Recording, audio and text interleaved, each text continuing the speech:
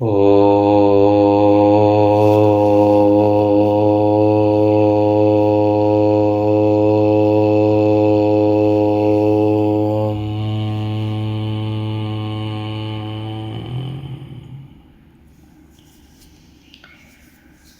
योऽन्तः प्रविश्य मम वाचमिमां प्रसुप्तां सञ्जीवयत्यखिलशक्तिधरस्वधाम्ना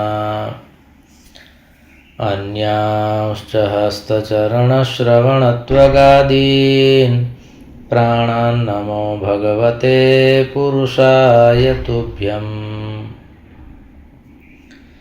अनन्याश्चिन्तयन्तो मां ये जनाः पर्युपासते तेषां नित्याभियुक्तानां योगक्षेमं वहाम्यहम्। सदाशिवसमारम्भां शङ्कराचार्यमध्यमाम् अस्मदाचार्यपर्यन्तां वन्दे गुरुपरम्पराम्।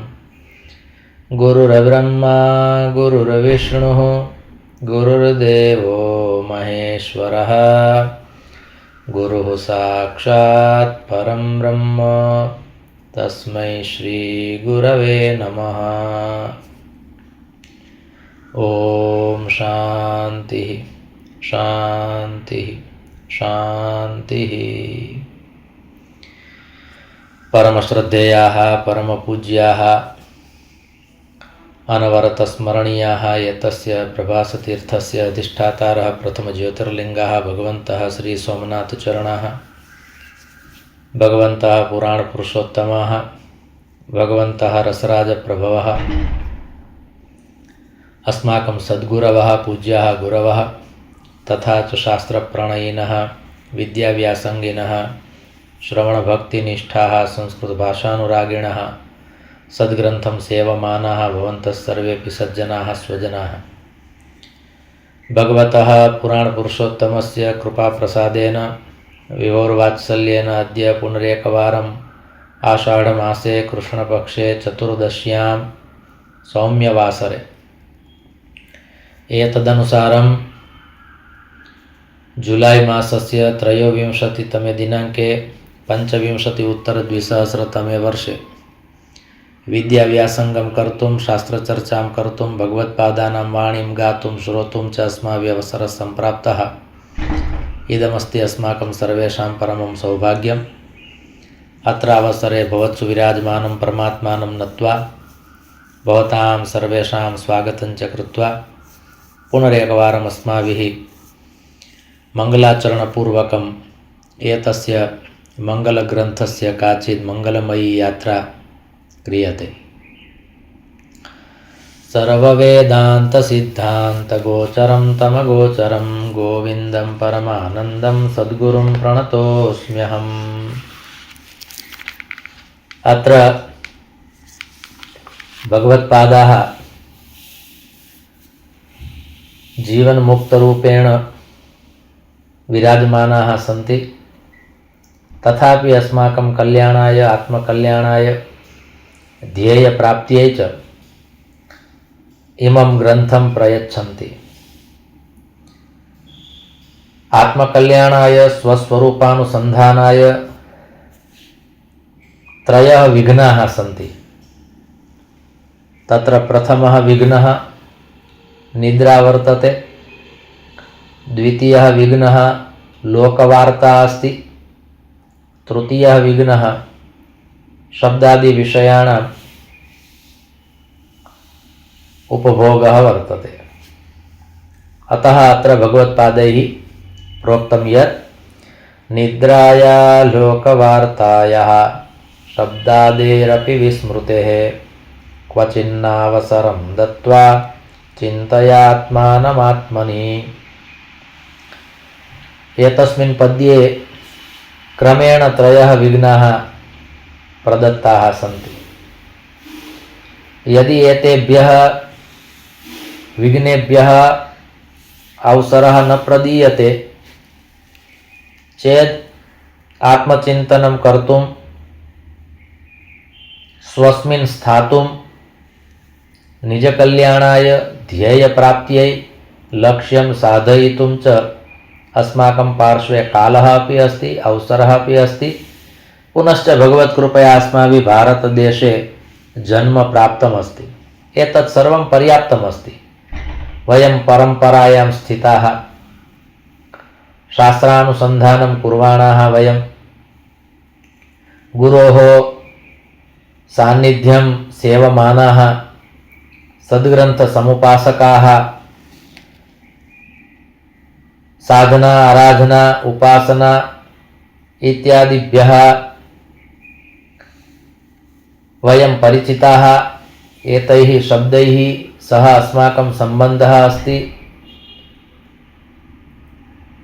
तर्हि इदानीं किम् अत्र न्यूनतां गच्छति? तर्हि तत्र प्रथमं कारणमस्ति अस्माकमेव निद्रा। श्री शुकदेव मुनिः अपि एतस्मिन् विषये श्रीमद्भागवत महापुराणे द्वितीय स्कंधे प्रथमाध्याये कदाचित् तृतीय श्लोके कथयन्ति, निद्रया रियते नक्तं व्यवायेन च वा वयः दिवाचार्थे हयाराजन् कुटुम्बभरणेन वा।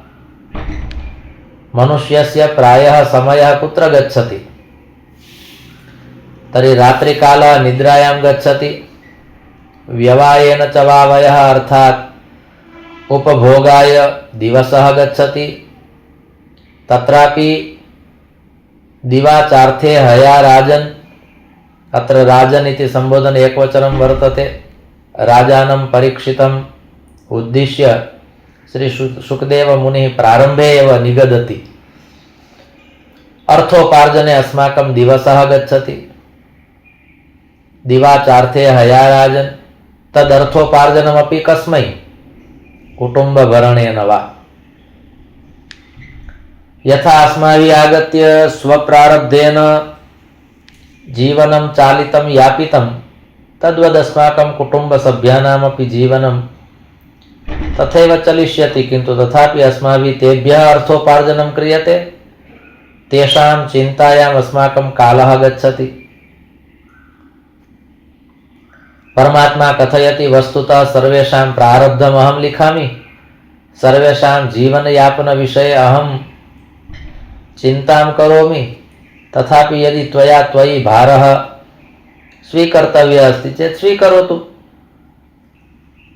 तत्रैव कालः गमिष्यति चेत् आत्मचिन्तने पुनः तव प्रवृत्तिर्न भविष्यति चेत् निवृत्तिर्न भविष्यति। तर्हि अत्र भगवत्पादैरपि उक्तं यत् प्रथमः विघ्नः अस्ति निद्रा। अस्माभिः विचार्यते, प्रातः अस्माभिः जागरणं क्रियते, किन्तु शास्त्रं तु तावत् कथयति, यावत् कालपर्यन्तं मनुष्यः जागृतावस्थायामपि सद्ग्रन्थानां सत्पुरुषाणाम् उपासनां न करोति चेत् स कालः तस्य निद्रायामेव वर्तते।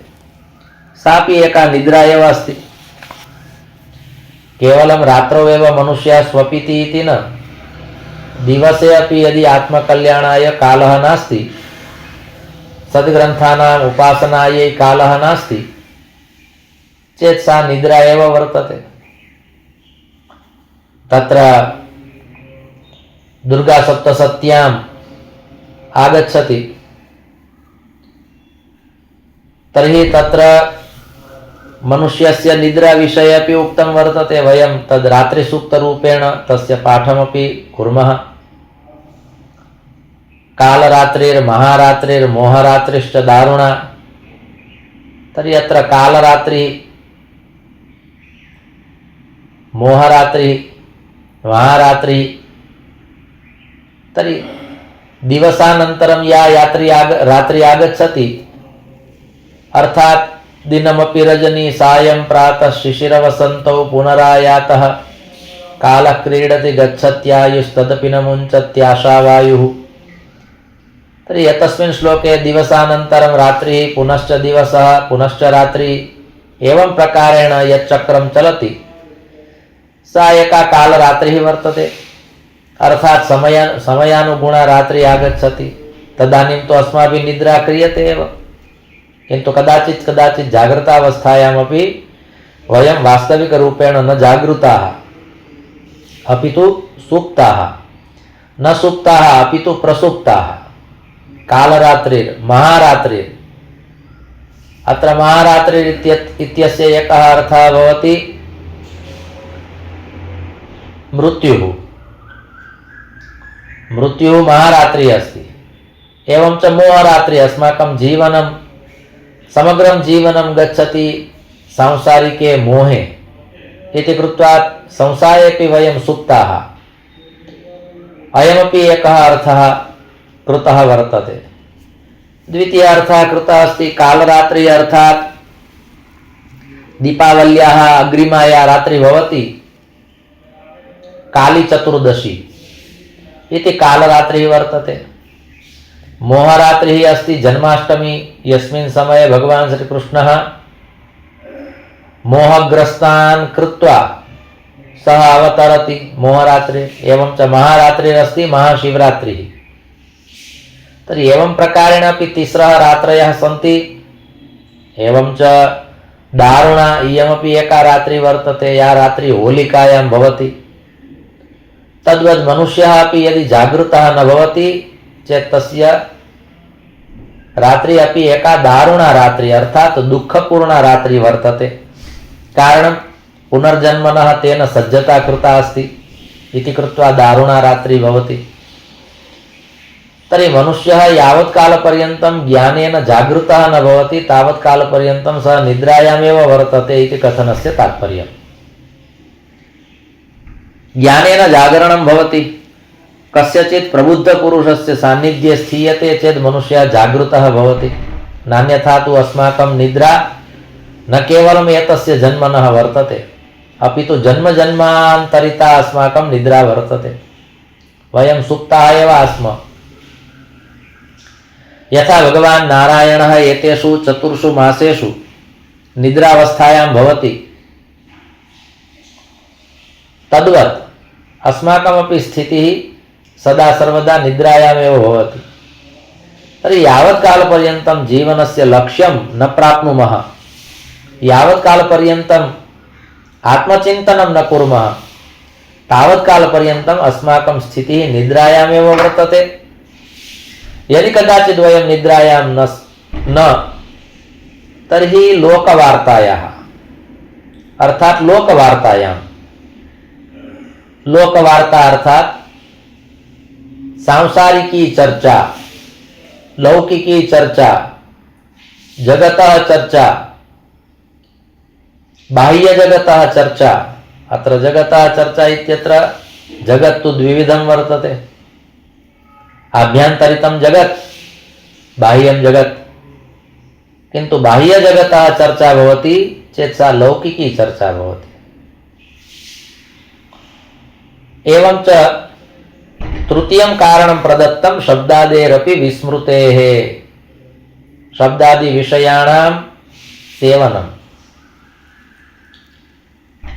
एतानि त्रीणि प्रमुखानि कारणानि प्रदत्तानि भगवत्पादैः।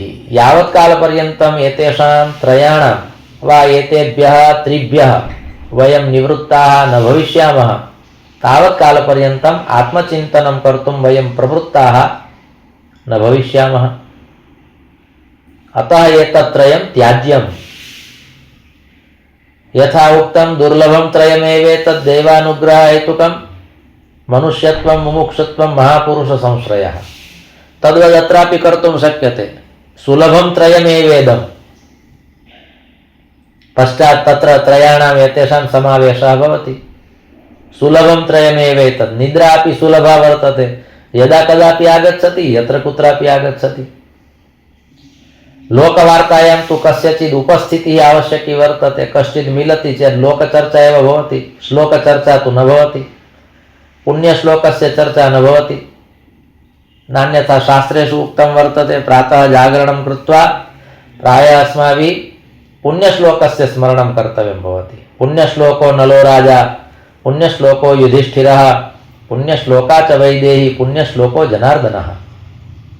एवं प्रकारेण स्मृत्वा स्मृत्वा अस्माभिः प्रातः जागरणं कृत्वा दिवसारम्भः कर्तव्यः भवति। यदि वयं तत् कुर्मः चेत् वरं शोभनं योग्यं। तर्हि कस्यचित् उपस्थितिः एवं च उपस्थित्या कस्मिन् विषये चर्चा, एतद्द्वयमपि महत्त्वपूर्णं। वार्ता तु तदा भवति, लोकवार्ता कदा भवति, यदि लोकात् कश्चित् आगच्छति, जगतः कश्चित् आगच्छति, पश्चात् चर्चा भवति। तथा नास्ति कदाचित् कदाचित् अस्माकं चर्चा अस्माभिः सह भवति, किन्तु सा चर्चा अपि लौकिकी चर्चा भवति। कारणं लौकिकान् विचारान् कुर्मः, सापि लौकिकी चर्चा वर्तते। अहं मया सह वार्तालापं करोमि, किन्तु तस्य वार्तालापस्य कः विषयः, तस्याः वार्तायाः विषयः कः, विचारबिन्दवः के सन्ति, एतदपि महत्त्वपूर्णं वर्तते। एवं च तृतीयं कारणं प्रदत्तं विषयाणाम् उपभोगः, विषयाणां चिन्तनं।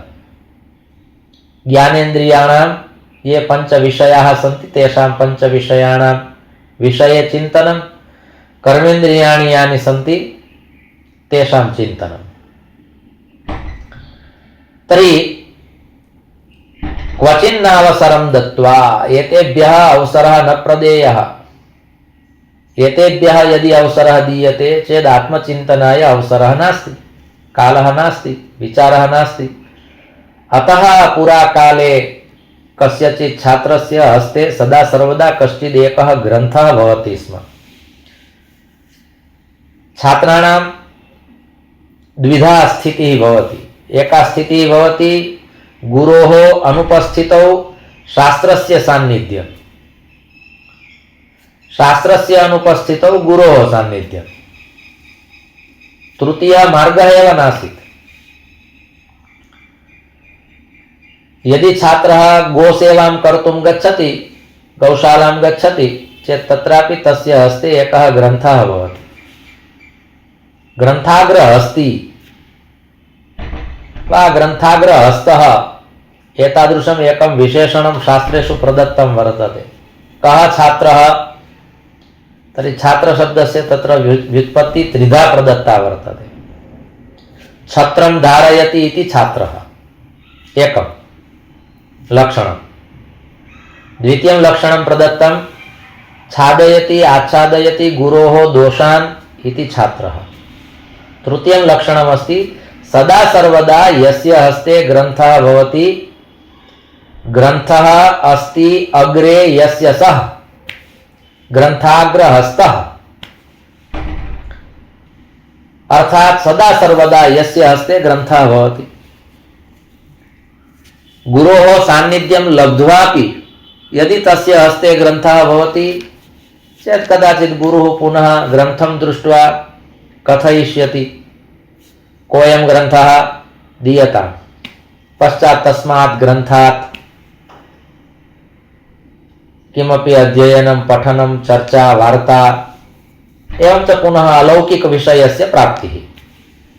ग्रन्थं दृष्ट्वा कदाचित् पाठनेच्छा भवेत्, एवं च कदाचित् पाठनेच्छा न भवेत् चेत् चर्चा अपि भविष्यति चेत् तस्मिन् ग्रन्थे भविष्यति।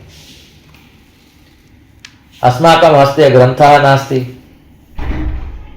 अस्माकं मुखे लौकिकविषयाणां चर्चा अस्ति चेत् पुनः लोकवार्तया कालः अस्माकं गच्छति। तर्हि एवं प्रकारेण त्रयः विघ्नाः अत्र प्रदत्ताः सन्ति। एतेभ्यः अवसरः अस्माभिः न देयः वर्तते। अर्थात् लौकिकजगति कलिकाले पूर्णतया एतत् सर्वम् आचरयितुं शक्यं नास्ति। आचरणे आगच्छेत् एतत् सर्वं तत्तु सरलं नास्ति, किन्तु तथापि निद्रा स्वल्पा कर्तव्या, लोकवार्ता क्रियते चेत् लोकवार्ता अपि न्यूना भवतु, न भविष्यति इति तु कथनम् अतिशयोक्तिपूर्णं भविष्यति। न भवति चेत् महती कृपा परमात्मनः, किन्तु तथापि भवति चेत् स्वल्पः कालः तत्र यापनीयः कदाचित् लोकवार्तायाम्। एवं च शब्दादिविषयेषु अपि अस्माकं चिन्तनं सर्वथा न भवेत् तादृशं तु नास्ति, किन्तु न्यूनातिन्यूनं भवेत् तदस्माभिः कर्तव्यम्। एवं प्रकारेण अत्र भगवत्पादैः प्रोक्तम्। ततः अग्रे पुनः उक्तं वर्तते माता पित्रोर्मलोद्भूतं मलमांसमयं वपुः त्यक्त्वा चाण्डालवद्दूरं ब्रह्मीभूय कृती भव।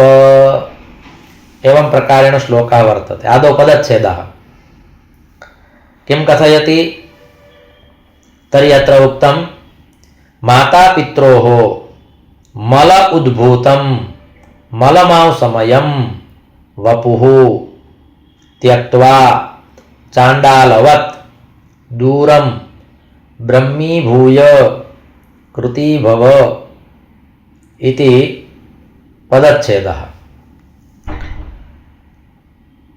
इदं शरीरं कौन्तेय क्षेत्रमित्यभिधीयते इति तु भगवता भगवद्गीतायाम् उक्तं, किन्तु इदं शरीरं निन्द्यम् अस्ति।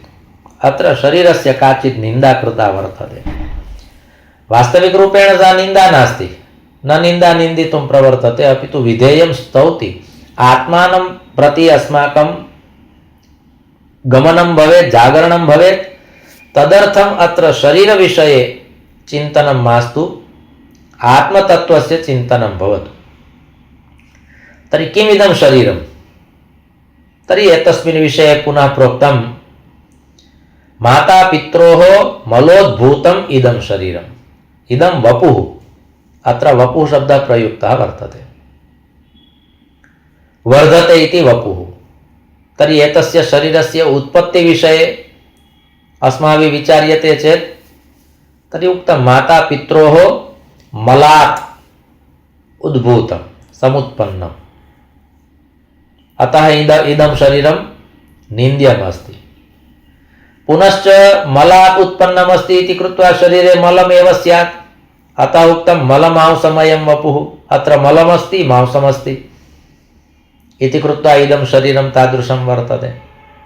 शरीरे आवरणमस्ति इति कृत्वा ज्ञातुं द्रष्टुं न शक्यते पूर्णतया, नान्यथा केवलम् अत्र यत् त्वक् अस्ति एतन्निवारणे सति ज्ञातुं शक्यते यत् अत्र परमात्मना बहु सम्यक् प्रकारेण लेपनं कृत्वा शरीरस्य एकम् आवरणम् आच्छादनं कृतमस्ति इति कृत्वा कदाचित् सौन्दर्यं प्रतीयते यत् सुन्दरमस्ति शरीरं, किन्तु परमात्मनः यद् आवरणं भवति तद् बहु महत्त्वपूर्णं भवति। यथा फलानि सन्ति, फलानि कदलीफलं भवतु वा यत्किमपि फलं भवतु, किन्तु तस्य फलस्य आवरणं परमात्मना कीदृशम् उत्तमं कृतमस्ति इति अस्माभिः द्रष्टव्यं भवति। यत्किमपि फलं स्वीकुर्वन्तु भवन्तः, तस्य फलस्य आवरणं रक्षणाय परमात्मना कीदृशी योजना कृता अस्ति तदेकवारं पश्यन्तु। तद् दाडिमफलं भवतु, कदलीफलं भवतु,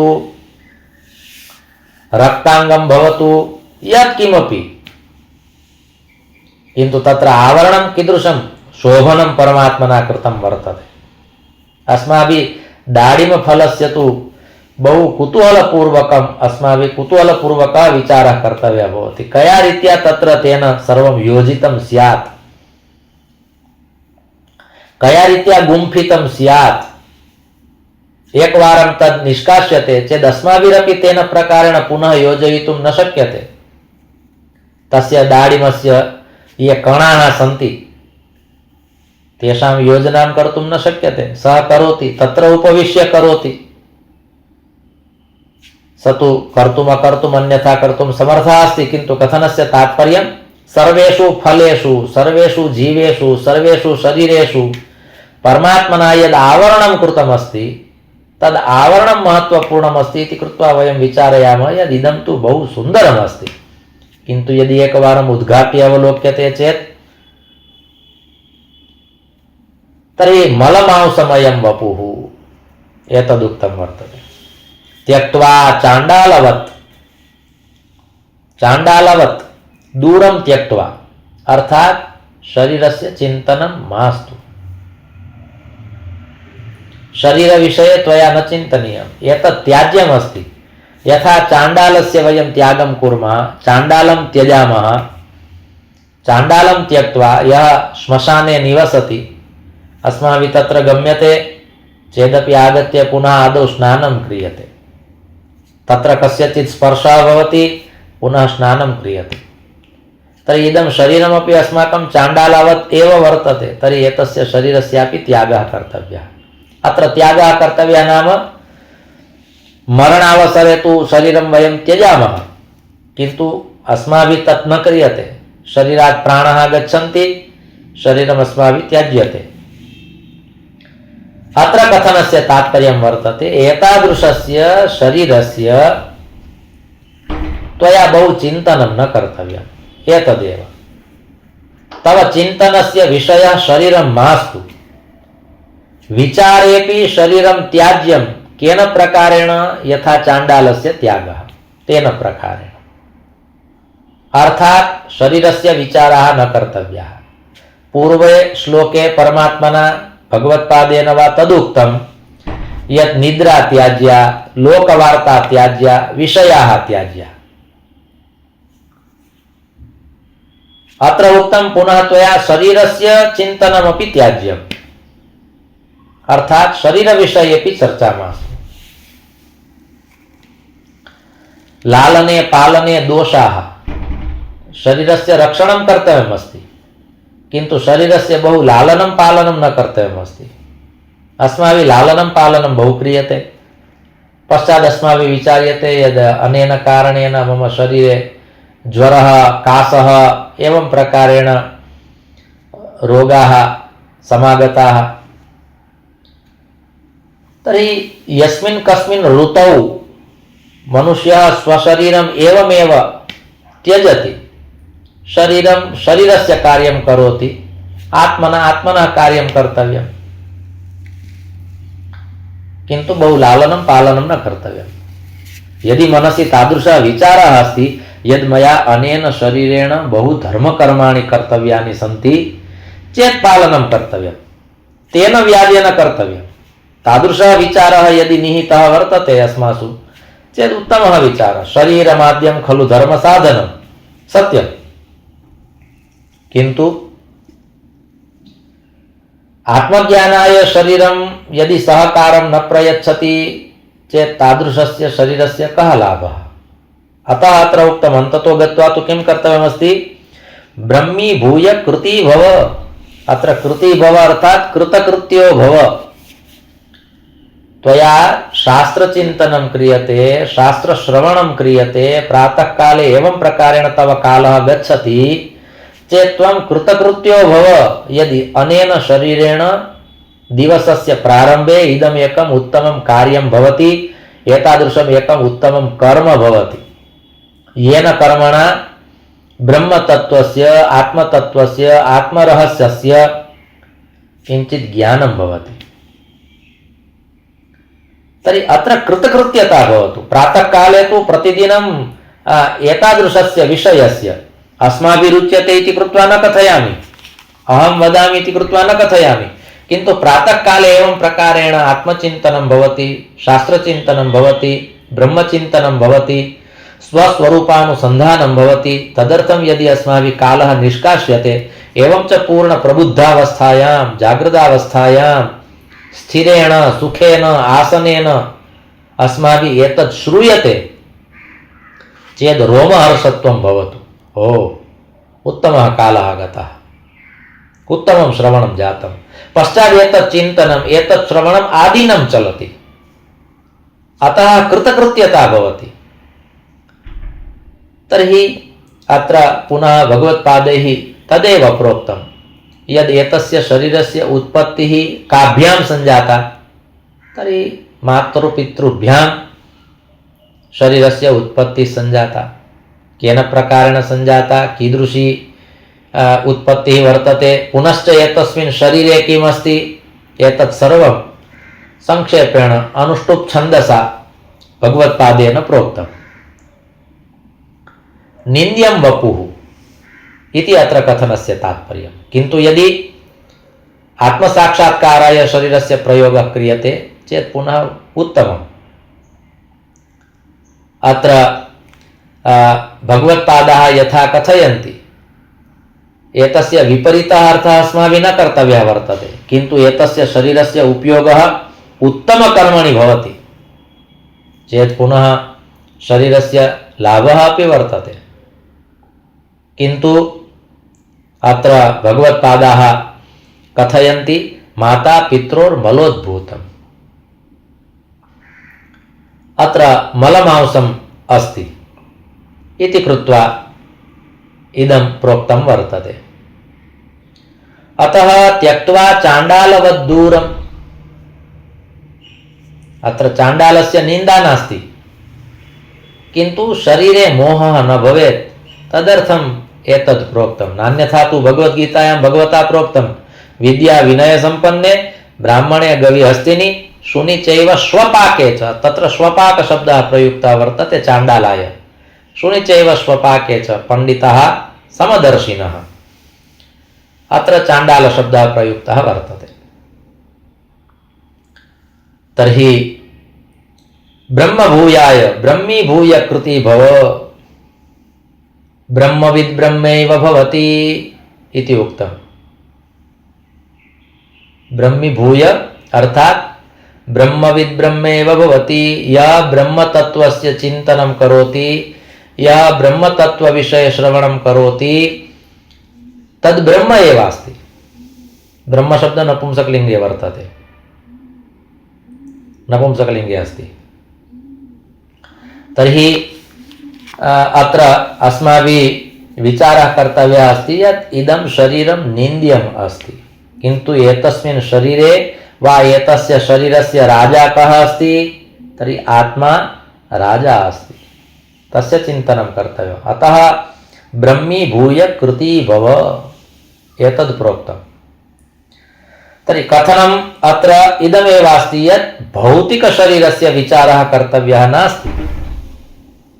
शरीरमपि त्रिविधं वर्तते, स्थूलं शरीरं, सूक्ष्मं शरीरं, कारणं शरीरं, वा स्थूल शरीरं, सूक्ष्म शरीरं, कारण शरीरं। तर्हि अत्र तु उत्पत्ति विषये यत् प्रदत्तं वर्तते, यत् केन प्रकारेण एतस्य शरीरस्य उत्पत्तिर्भवति, पुनश्च एतस्मिन् शरीरे किम् अस्ति, अयं परिचयः वर्तते भौतिक शरीरस्य, स्थूल शरीरस्य। स्थूल शरीरे प्रीतिः मास्तु। अत्र पुनः भगवत्पादैः उक्तं यदिदं भौतिक शरीरं वर्तते, अर्थात पंचमहाभूतेभ्यः समुत्पन्नम् इदं शरीरं। रसाद् रक्तं ततो मांसं, मांसान् मेदः प्रजायते, मेदस्यास्ति ततो मज्जा, मज्जया शुक्रसंभवः। तर्हि भवतु अस्माभिः आत्मतत्त्वस्यैव चर्चा चिन्ता च कर्तव्या अस्ति, किन्तु प्रारम्भः भवति शरीरात्। शरीरस्य पूर्णं परिचयं प्राप्य ओ एतादृशं निन्द्यं शरीरमस्ति, अग्रे गच्छतु अग्रे गच्छतु, इदानीं द्वितीयस्य विषयस्य चर्चा भवतु। शरीरविषये किमपि ज्ञेयं नास्ति इति न, सांख्यदर्शने तु तथा उक्तं वर्तते। 25 तत्त्वज्ञो यत्र तत्राश्रमे वसन् जटिमुण्डिशिखी वापि मुच्यते नात्र संशयः। तर्हि तत्र 25 तत्त्वानि यानि सन्ति तत्र शरीरस्य समावेशः भवति। 5 ज्ञानेन्द्रियाणि सन्ति, 5 कर्मेन्द्रियाणि सन्ति, तन्मात्राणि सन्ति। तर्हि एवं प्रकारेण तेषामपि परिचयः प्राप्तव्यः, किन्तु परिचयं लब्ध्वा अग्रे गन्तव्यम्। परिचयः सञ्जातः, इदानीम् अग्रे भवतु।